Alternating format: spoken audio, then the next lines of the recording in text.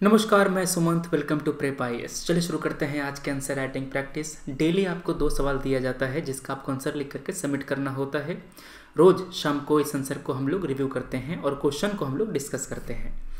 आज के दोनों सवाल इंडियन पॉलिटी से हैं। पहला हमारा सवाल है, जो इंडियन यूनियन है ना, वो एक यूनिटरी स्टेट है और इसमें फेडरल फीचर हैं, ना कि एक फेडरल स्टेट जिसमें यूनिटरी फीचर हैं। मोटा मोटी कहना क्या चाहता है? कहना ये चाहता है कि भारतीय संविधान में जो यूनिटरी फीचर है ना, वो फेडरल फीचर से ज़्यादा है।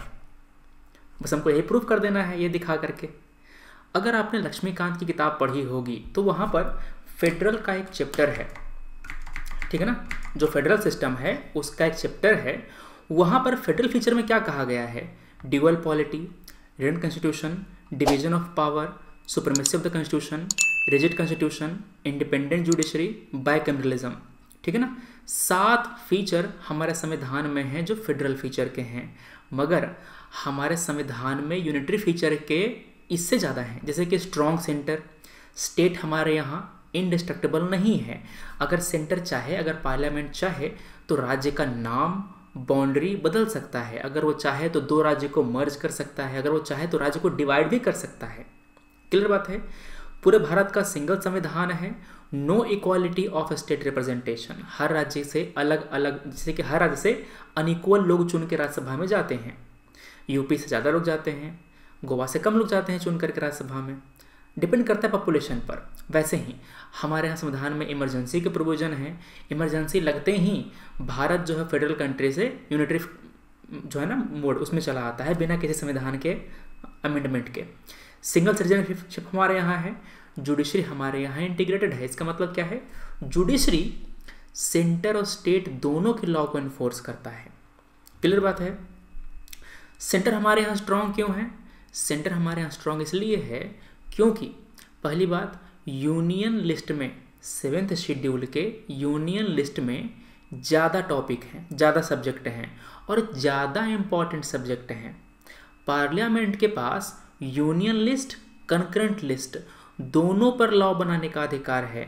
इसके अलावा पार्लियामेंट 5 केसेस में स्टेट लिस्ट पर भी लॉ बना सकता है। ऐसी आज़ादी और कहाँ समझ गए? तो इतना जो मज़ा है सेंटर को, और कहाँ मिलेगा? तो भारतीय संविधान में यूनिटरी फीचर ज़्यादा है। सेंटर ने कोई डायरेक्शन दिया स्टेट को, स्टेट नहीं माना, तो ये मान लिया जाएगा कि constitutional machinery has broken in the state. Clear बात। और वहाँ पर प्रेसिडेंट रूल लगाने के लिए फ्री हो जाएगा, वो लगा सकता है प्रेसिडेंट रूल उस राज्य में। क्लियर बात है। मान लो कि नहीं होता है कुछ, राज्यपाल केवल रिपोर्ट भेज देगा ना प्रेसिडेंट को, लगा देगा इमरजेंसी, मतलब वहाँ पे प्रेसिडेंट रूल उसका मन रहे तो। क्लियर बात है। तो ये जो हमारे फीचर्स हैं ना, यूनिटरी फीचर हमारे संविधान में ज़्यादा हैं। ऑल इंडिया सर्विस हमारे यहाँ है, मतलब कि और अगर आप आईएएस बनेंगे ना तो आपको प्रेसिडेंट अपॉइंट करेंगे, उनका साइन रहेगा। क्लियर बात है। तो ये जो आईएएस होते हैं वो ऑल इंडिया सर्विस के, आईपीएस ऑल इंडिया सर्विस के होते हैं। वो जाके स्टेट में काम करते हैं डिपुटेशन पर, वहाँ पर कैडर में। क्लियर है। जैसे कि आप जब पास करेंगे तो आपको चॉइस दिया जाएगा कि आप कौन सा कैडर चुनना चाहते हैं। जनरली लोग होम कैडर चुनते हैं, आसपास के जो राज्य हैं ना वो चुनते हैं। या फिर आप ज़्यादा दिमागदार हैं तो आप राजस्थान चुनेंगे। क्यों? क्योंकि वहाँ पर प्रमोशन जल्दी जल्दी होता है। आप देखेंगे कि कई सारे लोग, जो कई सारे आईएएस ऑफिसर यूपी के हैं, राजस्थान क्यों चुन रहा है भाई कैडर? कोई है जो महाराष्ट्र का है, गुजरात का है, राजस्थान क्यों चुन रहा है कैडर? जल्दी जल्दी काम होता है वहाँ पर, करप्शन वहाँ पर इंस्टीट्यूशनलाइज्ड है। अगला है ऑडिट मशीनरी हमारे यहाँ इंटीग्रेटेड है। एक सीएजी होता है, सबको वही ऑडिट करता है। पार्लियामेंट्री का जो पार्लियामेंट है ना, उसका अथॉरिटी है स्टेट लिस्ट पर। वो 5 जो है ना कंडीशन वहाँ पर पास कर सकता है लॉ। गवर्नर को अपॉइंट कौन करता है? प्रेसिडेंट। इलेक्शन का जो मशीनरी है वो पूरा इंटीग्रेटेड है, इलेक्शन कमीशन। राज्य में क्या बनाया गया है? स्टेट इलेक्शन कमीशन, वो भी पंचायत के चुनाव के लिए। और क्या है? Veto over state bill, president veto कर सकता है स्टेट बिल के ऊपर और राज्य कुछ कर भी नहीं सकता। तो आपने देखा कि जो फेडरल फीचर है ना वो केवल 7 हैं, मगर जो यूनिटरी फीचर हैं वो 14 हैं। समझ रहे बात? तो हमारे संविधान में क्या है कि जो यूनिटरी फीचर है ना ये ज़्यादा है फेडरल फीचर के मुकाबले। इसीलिए हम कहते हैं, क्या कहते हैं कि Indian union is a unitary state with subsidiary federal feature rather than a federal state with subsidiary unitary feature. Clear बात है। केवल 10 मार्क्स का सवाल था, 150 वर्ड में आपको इसका आंसर लिखना था। इंट्रो में क्या लिखेंगे, आप पहले डिफाइन कर देंगे कि यूनिटरी स्टेट क्या होता है, फेडरल स्टेट क्या होता है। आपने क्या किया, ये क्या होता है और ये क्या होता है आपने पहले डिफाइन कर दिया। अब आप बॉडी में आएंगे, बॉडी में आने के बाद बोलेंगे कि भारतीय संविधान में ये फेडरल फीचर हैं, आप सातों को लिस्ट कर देंगे। इसके बाद क्या होगा, इसके बाद जो यूनिटरी फीचर है ना, आप उसको लिखेंगे और बताएंगे कि हमारे संविधान में यूनिटरी फीचर ज़्यादा है फेडरल फीचर के मुकाबले, that's why this is the feature of our constitution. समझ गए बात। तो ये हमारा जो सवाल है ये इसका मॉडल आंसर हो गया, ये आपको आपके आंसर में लिखना है। क्लियर है। भारत को कहा जाता है कि यूनियन ऑफ स्टेट है, आर्टिकल नंबर 1। इसका दो मतलब है। पहला, फेडरेशन जो भारत में बनाया गया है वो राज्य के बीच में एग्रीमेंट से नहीं बनाया गया है, मतलब राज्य ने कोई एग्रीमेंट साइन नहीं किया है। देश हमारा एक है, उसको बस बांटा क्या है अलग अलग राज्यों में, ताकि जो प्रशासन है, जो आपका एडमिनिस्ट्रेशन है वो आसानी से हो सके। दूसरी बात, राज्यों को अधिकार नहीं दिया गया है कि वो यूनियन से सीड कर सके, यूनियन के बाहर जा सके। ठीक है। पहले नागालैंड चाहता था कि वो अपना एक अलग सोवरेन नागालैंड, ग्रेटर नागालैंड वो बनाए, ठीक है ना, मगर फिर उन्होंने भी ये जो डिमांड है उसको अबेंडन कर दिया है। अब किया क्या गया है, सबको जो कॉन्स्टिट्यूशनल फ्रेमवर्क है ना उसमें लाया गया है। ठीक है।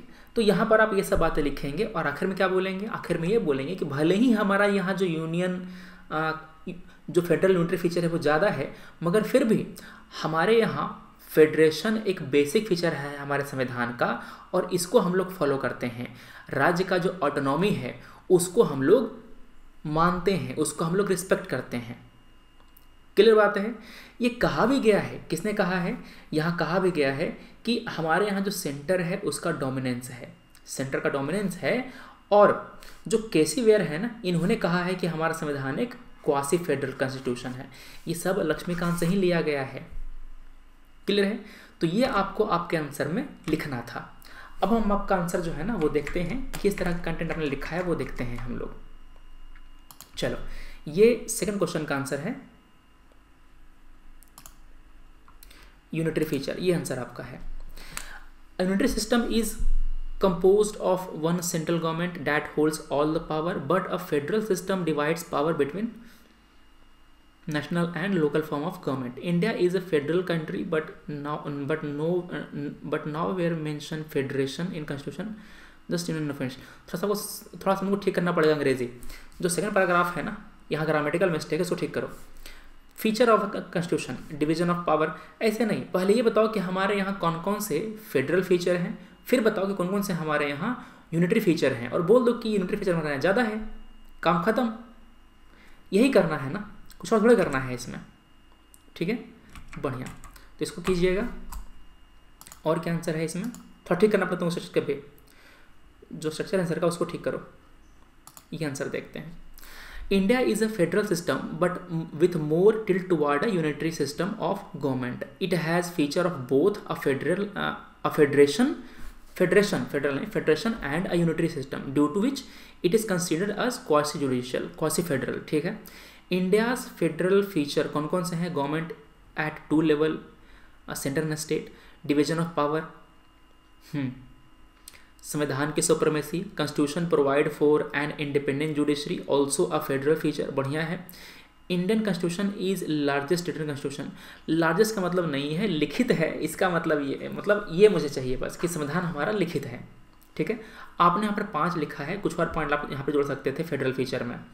अब कहते हैं आप कि भारत में यूनिटरी फीचर कौन कौन सा है, appointment of governor by the president, emergency provision, all India services, amendment can be done in constitution by the parliament, more power vested with the center, unequal representation of a state in the Rajya Sabha, the lower house enjoys more power than upper house, is also against the principle of federation, single citizenship, integrated judiciary, audit machinery and election machinery, ठीक है। That's why it is said that, that's why तो पहले बता तो दो कि हमारे यहाँ ज़्यादा यूनिटरी फीचर, दैट्स वाई के पहले कुछ लिखना चाहिए ना, ठीक है। With subordinate feature other than, ठीक है, पहले उसके आगे लिखो कि क्या इसका तात्पर्य निकला, क्या इसका कंक्लूजन निकला, ठीक है। ये आंसर देखते हैं। Federal government is one in which power is share between union and state government. तुमने तो फेडरेशन डिफाइन कर दिया, दोनों डिफाइन करना था ना, यूनिटरी भी क्या होती है, फेडरल भी क्या होता है। State not instable, integrated judiciary, all India services, appointment of the governor, ठीक है, संघ। फिर आपने बताया कि फेडरेशन क्या होता है, distribution of power, supremacy of संविधान, authority of the court, dual polity. However according to HCWare India has a quasi judicial state. तुम तो उल्टा प्रूफ कर दिए कि तुमने दिखा दिया फिर कहा कि नहीं संविधान के अनुसार ये है। बस तुम्हें यह दिखा देना है कि यूनिटरी फीचर हमारे यहाँ ज़्यादा है और कुछ नहीं करना है इसमें, ठीक है। चलो देखते हैं हम लोग आगे अपना सवाल को। अगला हमारा सवाल है, हमारा जो फंडामेंटल राइट जो दिया गया है ना पार्ट 3 में, वो एब्सोल्यूट नहीं है, उस पर रिस्ट्रिक्शंस हैं, रीजनेबल रिस्ट्रिक्शंस हैं। आप करेंगे क्या, पहले बताएंगे कि फंडामेंटल राइट कहाँ है, पार्ट 3 में है और ये एब्सोल्यूट नहीं है, इस पर रिस्ट्रिक्शंस लगाए गए हैं। अब कह रहा है कि क्यों लगाए गए हैं, ठीक है। Discuss the restrictions mentioned in संविधान। तो करें क्या, पहले आप इन रिस्ट्रिक्शन बता देंगे कि ये हैं कौन कौन से और क्या वो जस्टिफाइड हैं, क्या ये जायज़ हैं, आपको बस ये बताना है। तो जब आप इंट्रो लिखेंगे तो वहाँ पर रिस्ट्रिक्शन बताते टाइम डिस्कस करेंगे कि हमारा जो आर्टिकल 19 है ना, उस पर क्या क्या लिमिटेशंस हैं, आर्टिकल 14 में क्या लिमिटेशंस हैं। तो आर्टिकल 19 पर क्या है कि आपका जो राइट टू फ्रीडम है उसको लिमिट किया गया है पब्लिक ऑर्डर से, मतलब कि आपका कोई भी अधिकार पब्लिक ऑर्डर को वायलेट ना करे, जो देश की सिक्योरिटी है उसको वायलेट ना करे, सोसाइटी का डिसेंसी मोरालिटी इसको डाइल्यूट ना करे, उसको ख़राब ना करे, कंप्रोमाइज़ ना करे, दूसरे देश के साथ हमारे संबंध को कंप्रोमाइज़ ना करे। फॉर एग्जांपल मान लो कि मैं कोई पब्लिक स्पीकर हूँ, मेरे पास राइट टू स्पीच है आर्टिकल 19। अब मैं किसी कंट्री के खिलाफ में बोलने लग गया बड़े स्टेज पर जा करके, मेरा इन्फ्लुएंस बहुत बड़ा है, मैं बहुत बड़ा इन्फ्लुएंसर हूँ इंस्टाग्राम पे चाहे कहीं और, तो इससे हमारा जो संबंध है तो उस देश के साथ खराब होगा। तो गवर्नमेंट आपके इस राइट टू स्पीच को कर्व कर सकता है कि तुम्हारे कारण हमारा संबंध उससे खराब हो जाएगा। क्लियर है। आगे देखो, there are no definite criteria to adjust the reasonables of restriction. मतलब कि हमारे यहाँ रिस्ट्रिक्शन रीजनेबल है कि नहीं ये जांचने का कोई तरीका नहीं है, कोर्ट पर निर्भर करता है कि कोर्ट क्या मानता है। अगर कोर्ट बोल देगा कि हाँ जो लिमिटेशन है वो रीजनेबल है तो रीजनेबल है, ठीक है। अब यहाँ पर बात है कि क्या ये जायज़ है। आप बोलेंगे कि देश की सिक्योरिटी के लिए देश में जो हमने किया क्या है ना कि सरकार और जनता के बीच में एक कॉन्ट्रैक्ट होता है, सोशल कॉन्ट्रैक्ट बोलते हैं उसको। सरकार को हम अपने कुछ अधिकार देते हैं कि तुम मेरा अधिकार रख लो, इस अधिकार को हम लोग एंजॉय नहीं करेंगे, मेरे अधिकार के बदले में तुम मुझे सिक्योरिटी प्रोवाइड करो। फॉर एग्जांपल हमारे देश की आर्मी ये हमको सिक्योरिटी प्रोवाइड करती है, हमारे देश की सरकार हमको गवर्नेंस प्रोवाइड करती है, बदले में क्या देते हैं, हम लोग टैक्स पे करते हैं, हम लोग अपने कुछ अधिकार को सरेंडर करते हैं गवर्नमेंट के लिए। तो हमारा जो राइट टू प्राइवेसी है इस पर लिमिटेशन किसका है, जो डॉक्ट्रिन ऑफ प्रोपोर्शनैलिटी है उसका है, पब्लिक ऑर्डर है इसका है। तो हमारे देश की जो डाइवर्सिटी है उसके कारण कई सारी समस्याएं हो सकती हैं, कम्युनलिज्म फैल सकता है, ये जो रेसिज्म है वो फैल सकता है, एथनिसिटी कल्चर इसके कारण से।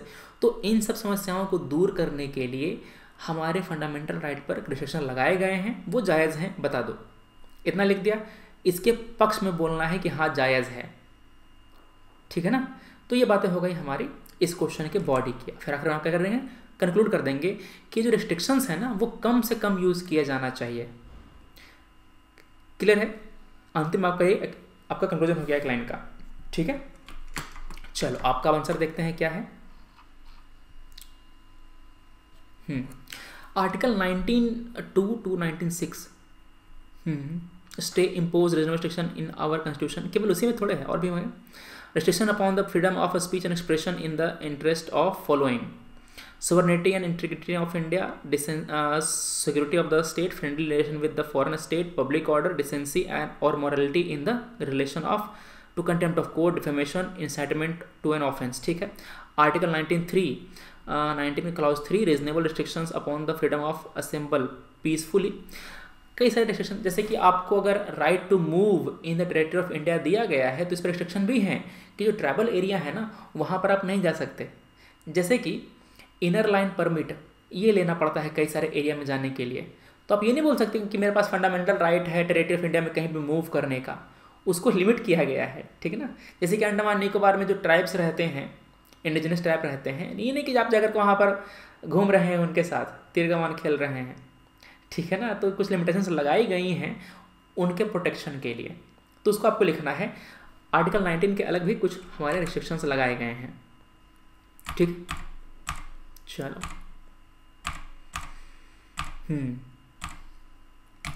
ये है fundamental right are basic right of the people mention in the part 3 of the constitution.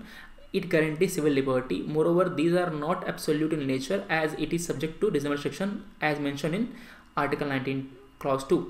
Restrictions. It signifies that the limitation imposed on a person in the enjoyment of the right should not be arbitrary or of any excessive nature beyond what is required in the of the public. ठीक है.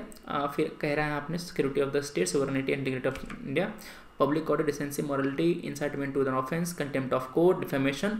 Article 19(1) का B is also ठीक है. Further ठीक, it can be justified through following. It aims to serve the collective interest. बढ़िया point है, ठीक है. Along with individual interest. It is in the large interest of the country. वही बात है, तुमने दोनों पॉइंट सेम ही लिख दिया, बस शब्द बदल करके, और कुछ नहीं. Strike a balance between individual liberty and social welfare. ठीक है, 3 पॉइंट नहीं, केवल 2 ही पॉइंट है. 1 और 2 पॉइंट एक ही है, बस अलग शब्दों में. थोड़ा सा और पॉइंट तो इसमें ऐड कर सकते थे सेकंड पार्ट में, ज़्यादा बैलेंस होता फिर. ठीक है ना. चलो, तो ये बातें हो गई.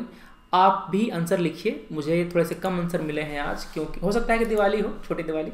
एक बात और, हाँ, छोटी दिवाली है, तो आप सभी को छोटे बच्चों की शुभकामनाएं. अच्छे सेलिब्रेट कीजिए इसको, पटाखे वगैरह फोड़िए, मज़े कीजिए आज. ठीक है ना.